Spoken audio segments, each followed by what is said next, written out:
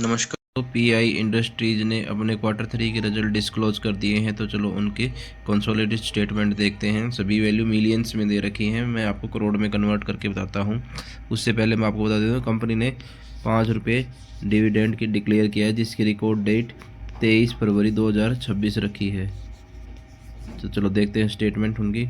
सबसे पहले हम टोटल इनकम की बात कर लेते हैं। तो टोटल इनकम जो निकल के आई 1442 करोड़ रुपये निकल के आई है इस क्वार्टर के लिए, जबकि पिछले क्वार्टर में 1954 करोड़ की थी, जबकि पिछले फाइनेंशियल ईयर के क्वार्टर थ्री में 1976 करोड़ रुपए की थी।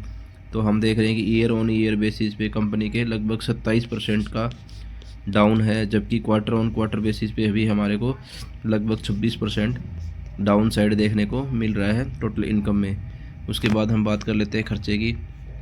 जो टोटल एक्सपेंस जो निकल के आया है वो 1185 करोड़ रुपए निकल के आया है, जबकि पिछले क्वार्टर में 1431 करोड़ रुपए का था, जबकि पिछले फाइनेंशियल ईयर के क्वार्टर थ्री में 1496 करोड़ रुपए का था। तो हम देख रहे हैं कि कंपनी के इनकम के साथ साथ टोटल खर्चे में भी तो कंपनी ने कमी आई है, क्वार्टर ऑन क्वार्टर बेसिस और ईयरली बेसिस पे कंपनी में कमी आई है। उसके बाद हम बात करते हैं प्रॉफिट बिफोर टैक्स की। तो प्रॉफिट बिफोर टैक्स जो निकल के आया है कंपनी का वो 257 करोड़ रुपए निकल के आया है, जबकि पिछले क्वार्टर में 525 करोड़ रुपए का था, जबकि पिछले फाइनेंशियल ईयर के क्वार्टर थ्री में 480 करोड़ रुपए का था। तो हम देख रहे हैं यहाँ पे भी हमारे को गिरावट देखने को मिल रही है प्रॉफिट बिफोर टैक्स में। उसके बाद हम बात करते हैं प्रॉफिट फॉर द पीरियड की। प्रॉफिट जो फॉर द पीरियड जो निकल के आया है दोस्तों 311 करोड़ रुपए निकल के आया है इस क्वार्टर के लिए, जबकि पिछले क्वार्टर में 409 करोड़ रुपए की प्रॉफिट था, जबकि पिछले फाइनेंशियल ईयर के क्वार्टर थ्री में 372 करोड़ रुपए का प्रॉफिट देखने को मिला था। तो प्रॉफिट फॉर द पीरियड में भी काफ़ी गिरावट देखने को मिली है।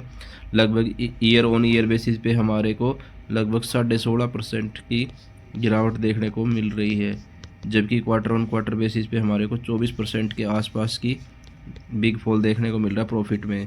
तो दोस्तों काफ़ी गिरावट देखने को मिल रही है इसके कंपनी के प्रॉफिट में। उसके बाद ईपीएस की बात कर लेते हैं।